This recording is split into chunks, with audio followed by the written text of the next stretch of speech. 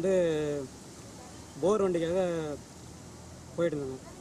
போயிட்டு பஸ்ஸில் வந்துருந்தோம்.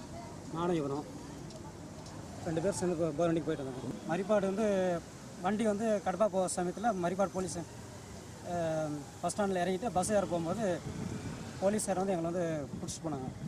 பிடிச்சி போய்ட்டு நீங்கள் வந்து எங்கே போனீங்கன்னு சொல்லிட்டு கேட்கும்போது நான் வந்து போர் வண்டிக்கு போனேங்கன்னு சொல்லிட்டு லைசன்ஸ் எடுத்து காட்டினேன்.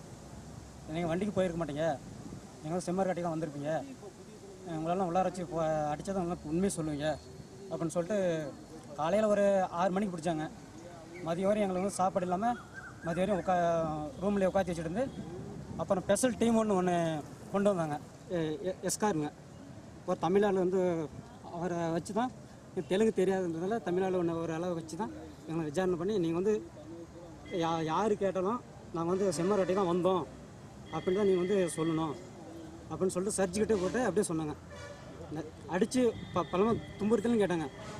யார் கேட்டாலும் வந்து நாங்கள் வந்து கட்டைக்கு தான் போயிட்டு வந்தோம், எத்தனை பேர் லாரியில் வந்தீங்க, லாரிக்கு போனீங்களா அதுக்கு போனீங்களா இப்படி நீங்கள் நாங்கள் சொல்கிற மாதிரி நீங்கள் வந்து இவர்கிட்ட சர்ச்சுக்கிட்ட சொல்லணும் அப்படின்னு சொல்லி கொடுத்து எங்களை சர்ச்சுக்கு முன்னால் கொண்டு போய் நிறுத்தி சர்ச்சு உங்களை அடித்தாங்கன்னு கேட்கும்போது நீங்கள் அடிக்கலன்னு சொல்லிடுங்க, ஊருக்கெல்லாம் ஃபோன் பண்ணிக்கலன்னு சொல்லும்போது ஊருக்கு ஃபோன் பண்ணலன்னு சொல்லிடுங்க, ஃபோன் பண்ணிட்டுன்னு சொல்லிடுங்க அப்படின்னு சர்ச்சுக்கு ஆர்டர் பண்ணும்போது சொல்ல சொன்னாங்க. அதே மாதிரி தான் சொன்னாங்க. அப்புறம் நெல்லூர் ஜெயிலில் எங்களுக்கு கொண்டு போய்ட்டு 2.5 மாதம் அடிச்சு சொன்னாங்க. இப்போ வந்து நாங்கள் ஜாமீனில் வெளியே வந்துருக்கோம். இது மாதிரி உள்ளே எவ்வளோ பேர் இருப்பாங்க?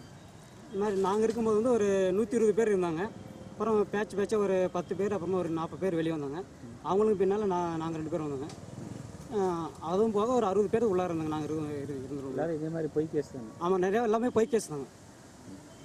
உண்மையாக அந்த மாதிரி கோயிலுக்கு போனாவே கோயிலுக்கு போயிட்டு வர வழியில் நீங்கள் வந்து ஆம்பளைங்க மட்டும் வரீங்க, பொம்பளைங்க கூட கொண்டு வர மாட்டீங்க, கோயில் வந்துட மாட்டீங்க, வரீங்க அப்புறம் வந்து காட்டுக்கு ரிஜனுக்கு தான் போகிறீங்க அப்படின்னு சொல்லிட்டு வரீங்களுக்கு பொய் கேஸே போட்டு நிறைய பேர் உள்ளார மாதிரி வச்சுருக்காங்க.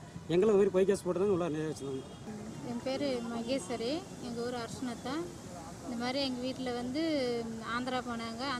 ஆந்திராவில் வந்து எதுக்கு போனாங்க அப்படின்னு கேட்டாங்க. வந்து ஆந்திரா வந்து கோயிலுக்கு வந்து கோயிலுக்கு போன இடத்துல வந்து ஆந்திரா போலீஸுங்க வந்து அங்கே வந்து ஒரு கொலை நடந்த சமூகமாக இருந்ததுனால அவங்க வந்து கோயிலுக்கு போனவங்களை வந்து தமிழ் ஆளுங்க எத்தனை பேர் இருந்தாலும் அத்தனை பேர்த்தும் பிடிச்சி போடுங்க அப்படின்னு சொல்லி கோயிலுக்கு போனவங்களை வந்து பிடிச்சி இந்த ஆந்திரா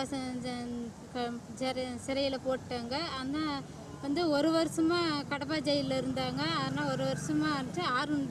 8 மாதமாக வந்து பீலார் ஜெயிலில் இருக்கிறாங்க. ஆனால் அவங்களுக்கு வந்து ஒரு நடவடிக்கை வந்து எதுவுமே ஆந்திரா போலீஸுங்க வந்து நம்ம போய் கேட்டாக்க வந்து ஆந்திரா வக்கீல் வச்சு கேட்டுக்கோம். ஆந்திரா வக்கீல் வந்து கேட்டோம்னா அவங்க வந்து என்ன சொல்கிறாங்க, தமிழ் ஆளுங்களுக்கு வந்து இது எதுவுமே கிடையாதுங்கம்மா, தமிழ் ஆளுங்களுக்கு வந்து ஜாமீலே கிடையாது, ஆந்திரா ஆளுங்களுக்கு வந்து மட்டும்தான் ஜாமீல் விட்டுருக்குறாங்க, தமிழ் ஆளுங்களுக்கு வந்து ஜாமீல் வந்து கேட்டிங்கன்னா வந்து கிடையாது.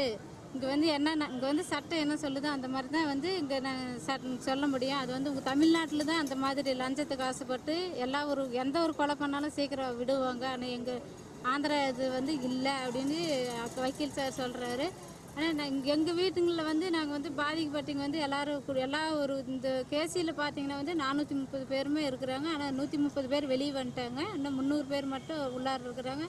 உள்ளார போய் பார்த்தா ரொம்ப கொடூந்திரமாக இருக்கிறாங்க. சாப்பிடாம ஒன்றும் இல்லாமல் ரொம்ப கொடூந்திரம் பண்ணி இருக்கிறாங்க. எங்கள் வீட்டுங்களெல்லாம் வந்து எனக்கு வரங்க 3 குழந்தைங்க, 2 பொண்ணு 1 பையன். வீட்டில் வந்து ரேஷன் அரிசிக்கு கூட வழி இல்லாமல் நாங்கள் வந்து இருக்கிறோம். ஆனால் வந்து எல்லா இடத்துலையும் வந்து நாங்கள் வந்து இந்த மத்திய அரசில் வந்து நாங்கள் எங்கள் வீட்டுக்காரர் மீட் கொடுங்க அப்படின்ட்டு நாங்கள் எல்லாம் மனு கொடுத்தாக்க வந்து இந்த மத்திய அரசும் வந்து எந்த ஒரு நடவடிக்கையும் எடுக்க கிடையாதுங்க சார். எங்களுக்கு வந்து எங்கள் குழந்தைங்களெல்லாம் வச்சு படிக்க வைக்கிறதுக்கோ இல்லை எதுக்குமே ரேஷன் அரிசி வாங்கி சாப்பிட கூட எங்கள் வீட்டுங்களில் வந்து வசதி இல்லைங்க சார். அதனால எங்கள் வீட்டுக்காரர் வந்து எங்களுக்கு மீட் கொடுக்கணும். எங்கள் வீட்டுக்காரர் கூலி வேலைக்கு போகிறேன்னு சொல்லிட்டு தான் போனாங்க. எங்கள் ஊர் தூரமாக இருக்கிறதுனால எங்கள் அர்ச்சனத்தை வந்து தான் போனாங்க. ஆனால் யார் கூட்டிகிட்டு போனாங்கன்னு தெரியல. இந்த மாதிரி அங்கே ஆந்திராவுக்கு போனாங்க அப்படின்னு சொல்லி பஸ்ஸுலேருந்து இறக்கி எல்லாத்தையும் சுட்டு கொண்டுட்டாங்க. அதனால் எனக்கு ஒரு குழந்த இருக்குது, பெண் குழந்தை. அந்த குழந்தைக்கு எனக்கும் இப்போ எந்த ஆதரவும் இல்லாமல் இருக்குது. எங்களுக்கு வந்து கவர்மெண்ட் வந்து ஏதாவது உதவி பண்ணால் நாங்கள் குழச்சிக்கலாம். எங்களுக்கு லோன் எதாவது கொடுத்தா அந்த குழந்தை படிப்பு செலவுக்கோ எங்கள் செலவுக்கோ ஏதாச்சும் உதவி பண்ணால் எங்களுக்கு நல்லாயிருக்கும்.